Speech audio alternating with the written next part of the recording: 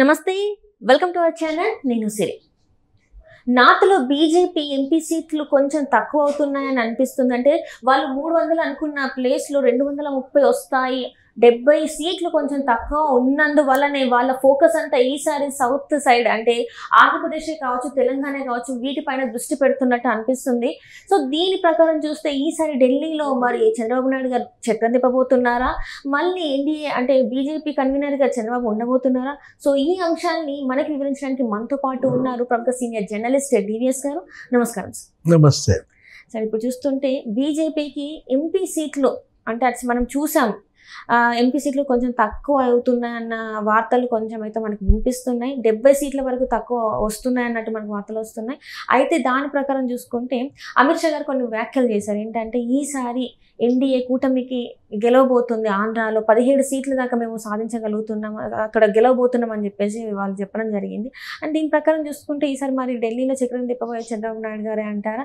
And మళ్ళీ BJP కన్వీనర్గా చంద్రబాబు నాయుడు అనే వార్తలు కూడా వస్తున్నాయి. మరి ఇది నిజమే అంటారా? సో ఎలాంటి పరిస్థితులు మనం చూడబోతున్నాం రేపు? 6 దశల్లో ఎన్నిక పూర్తయింది. అవును సార్.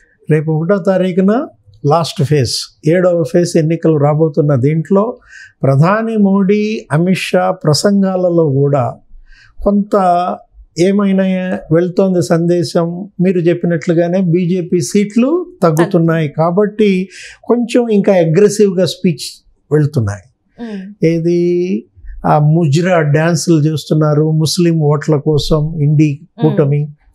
ఆ తర్వాత ముస్లిం రిజర్వేషన్లు ఎత్తేస్తారు.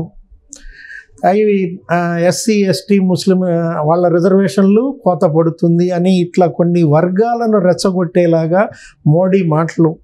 ఇవన్నీ చూసిన వాళ్ళకి ఏమైనా అంచనాలు ఏంటంటే మీరు అన్నట్లుగానే గత ఎన్నికల్లో 303 సీట్లు వచ్చిన బీజేపీ ఈసారి మళ్ళా 230, 240 వస్తే గొప్ప.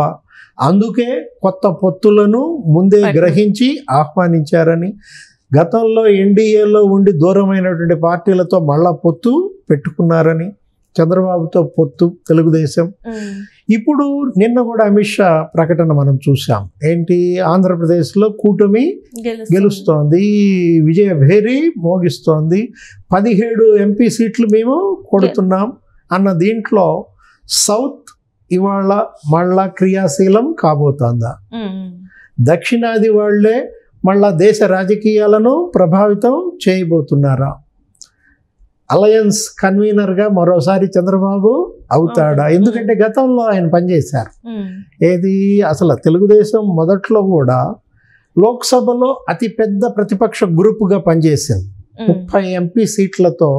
అప్పుడు కాంగ్రెస్ పార్టీ కుదేలైపోయిన నేపథ్యంలో అతిపెద్ద పార్టీగా తెలుగుదేశం చేసినప్పటి నుంచి ఎన్టీఆర్ అప్పుడు నేషనల్ ఫ్రంట్ కన్వీనర్గా ఉండేవాడు. విశ్వనాథ్ ప్రతాప్ సింగ్ ప్రధాని అయ్యారు, దేవీలాల్ ఉప ప్రధానిగా ఉన్నారు. ఆ తర్వాత యునైటెడ్ ఫ్రంట్ చంద్రబాబు కన్వీనర్గా మనం చూసాం, దేవేగౌడ ప్రధాని, గుజ్రాల్ ప్రధానిగా. నెక్స్ట్ ఎన్డీఏ 1 ఏంటి, వాజ్పేయి ప్రధానిగా ఉన్నప్పుడు కూడా కన్వీనర్ చంద్రబాబే ఎన్డీఏకి.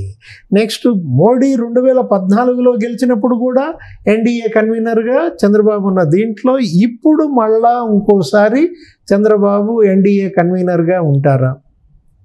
అంటే ఆయనకి దేశ రాజకీయాల పట్ల ఆసక్తి లేదు.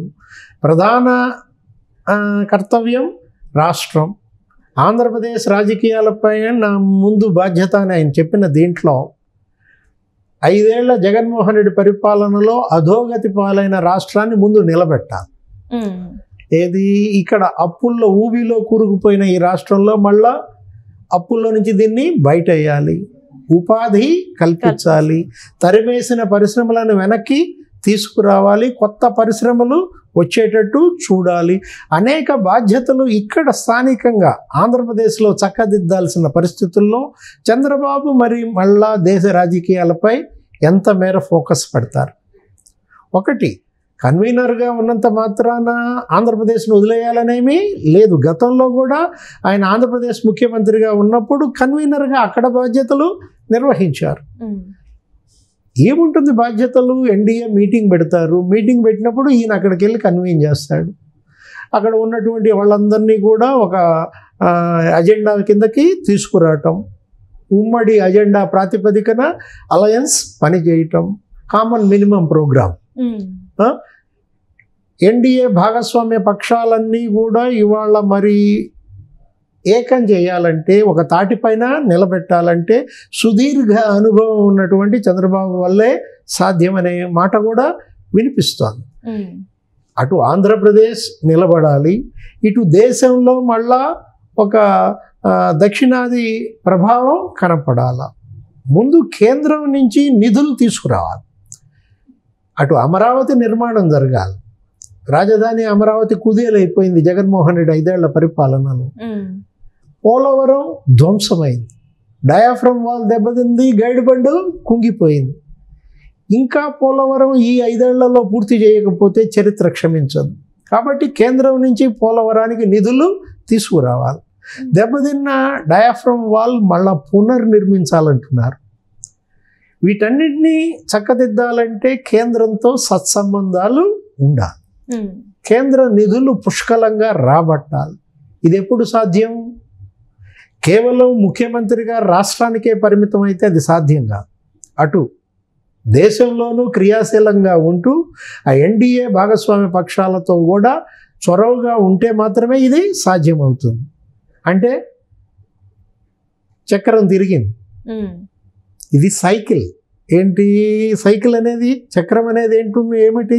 పైనది కిందకు వస్తుంది, కిందది పైకి వస్తుంది అన్నమాట. మళ్ళా చంద్రబాబే దిక్కవుతున్నాడా? ఏది ఎన్డీఏ కన్వీనర్గా? ఇప్పటిదాకా చంద్రబాబు పని అయిపోయింది, ఆయన ఏదో వయసు ఎక్కువ, ఆయన ముగిసింది, అలాంటిది మళ్ళా ఇవాళ పునరుత్తేజం, పునర్వైభవం, పునర్నిర్మాణం దిశగా ఇవాళ ఆంధ్రప్రదేశ్, భారతదేశం ఇవాళ మరి నడుస్తున్నది. ఇది మనం చూస్తున్నాం. గతంలో కూడా ఈయన వాజ్పేయి హయాంలో 5 మంత్రి పదవులు తీసుకోమన్నా వద్దన్నాడు. ఏది? ప్రధానిగా వాజ్పేయి తెలుగుదేశం పార్టీ నన్ను నిలబెట్టింది, మీ బలంతోనే నేను ఇక్కడ ప్రధానిగా ఉన్నాను, మీరు 5 మినిస్ట్రీలు తీసుకోమన్నా కూడా వద్దన్నారు. కేవలం లోక్సభ స్పీకర్ ఒక్కటే తీసుకున్నాడు. బాలయోగినప్పుడు స్పీకర్గా చేసిన దీంట్లో ఇప్పుడు 2014లో మంత్రి పదవులు తీసుకున్నారు. కేంద్రంలో 2 మంత్రి పదవులు, సుజనా చౌదరి, అశోక్ గజపతి రాజు. ఇక్కడ రాష్ట్రంలో కూడా 2 మంత్రి పదవులు ఎవరికి ఇచ్చారు? బీజేపీకి ఇచ్చిన. అటు ఎన్డీఏ ఇటు ఎన్డీఏ ప్రభుత్వం 3.5 ఏళ్ళు నిలబడింది. అప్పుడు ఆంధ్రప్రదేశ్ ఉజ్వలంగా ఉంది, కేంద్రం నుంచి నిధులు వచ్చాయి, అమరావతి స్పీడ్గా కన్స్ట్రక్షన్ జరిగింది. పోలవరం అయితే అసలు పరుగులు తీసింది. ఒక 24 గంటల్లో 35,000 క్యూబిక్ మీటర్ల కాంక్రీట్. అది రికార్డ్ అనమాట, గిన్నెస్ రికార్డ్. వేల హెవీ మెషినరీ, టిప్పర్లు, నీకు జేసీబీలు, ప్రొక్లైనర్లు, అసలు కోలాహలంగా ఉండేది పోలవరం అప్పట్లో. 72% పనులు పూర్తయింది. అలాంటిది ఇప్పుడు ఈ 5 ఏళ్లలో పోలవరం శ్మశాన నిశ్శబ్దంగా మారింది. మళ్ళా చంద్రబాబు ముఖ్యమంత్రి అయి నువ్వన్నట్టు ఎన్డీఏ కన్వీనర్గా కూడా ఉంటే పోలవరం మళ్ళా కోలాహలం. అటు నిధులు వస్తాయి పుష్కలంగా, ఇక్కడ పనులు స్పీడ్ అవుతాయి.